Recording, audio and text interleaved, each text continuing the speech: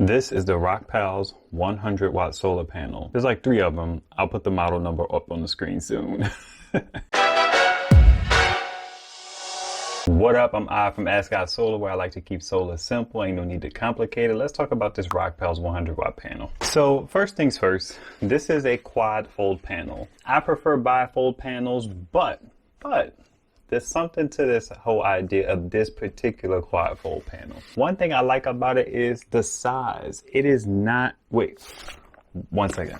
This is the Agwe trifold panel. This is the Rockpals bifold panel.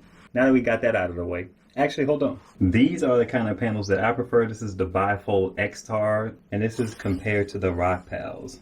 Now, why am I saying all this? I say all this because I think that this panel has a perfect application in my mind, which is to use it as a more portable panel. This thing can fit into your car, your RV, and not take up much space compared to the trifold panel or the bifold panels that I showed you before. All right, just wanted to get that out of the way. So some basics.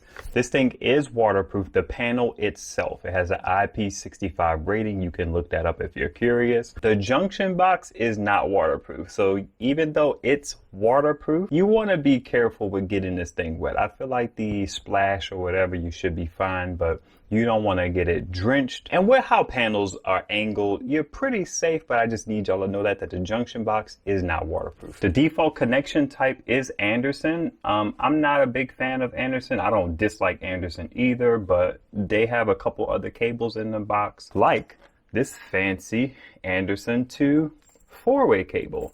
So this has a weird Pecron style thing. It has 8mm, it has 5521. And 5525, which is a pretty good spread as far as power stations are concerned. Most solar panels that come with a multi-head device, they typically don't have 5525, but you can easily adapt 5521 to 5525. But this one has it. That works with my Mylan, that works with my Bull Bat. I don't think I have any other 5525 power stations. Very versatile. It also comes with this Anderson Y cable, which you can take to Rockpals panels.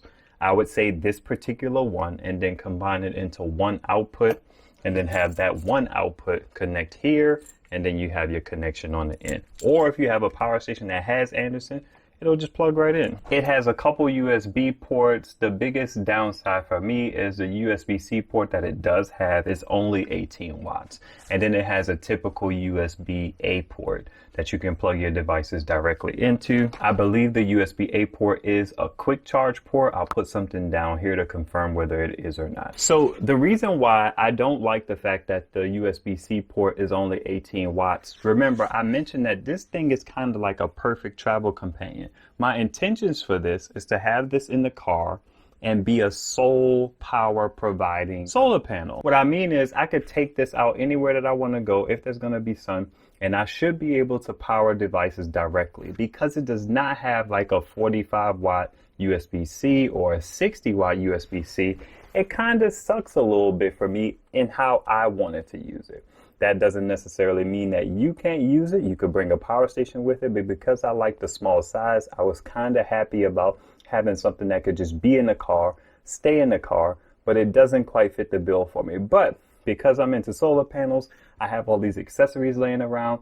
I have a way to accomplish the same thing. So enter this particular box from Xtar. This is the Xtar EU4S or something like that.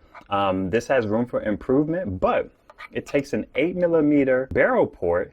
This has an 8mm barrel port, and this produces 45 watts of solar. So I can take this, pop this right into the bag, and have this be something that always rides with this Rockpals, thus making it a more useful single solar panel without power station option for when I'm out with the family, or if we go to the, I want to say go to the beach, but I don't like taking panels like this to the beach. The sand will get everywhere.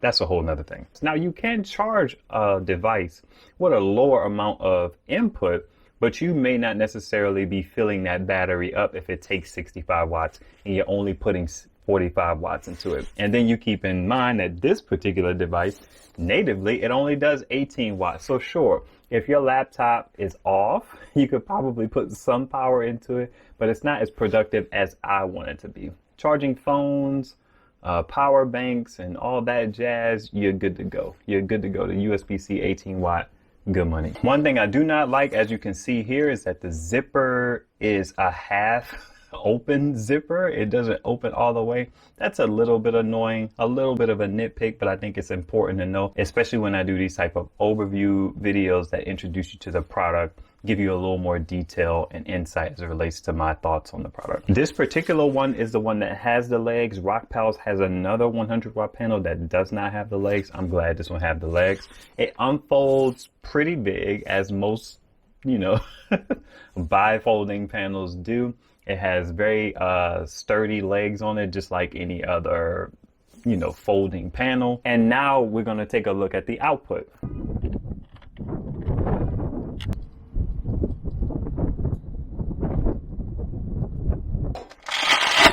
The Velcro on here is a bit stiff, but I imagine that's going to wear over time. You hear that? Where you from, mother? Where you from? I don't cuss, but that's the... Any of my Cash Money folks know where that comes from. It's a song called The Magnolia. It's a vulgar song. But it has an ETFE coating on it and not PET. You want to avoid PET if you can.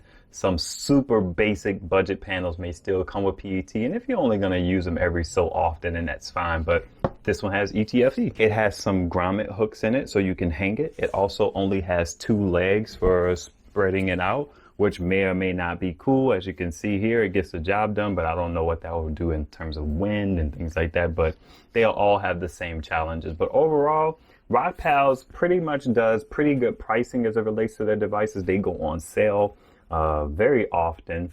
The price per watt is about on par with what you would pay for a folding panel. It's typically about $2 per watt. The Rockpals typically come in a little cheaper when they're on sale. Summertime is approaching. I will be putting this one into my car with this Xtar accessory box for an option. You never know what you'll get into. It's good to have solar power in the car, and then I don't have to carry around a power station if I don't want to. I probably will. It may be paired with like a Sateki or something like that, but it is holla.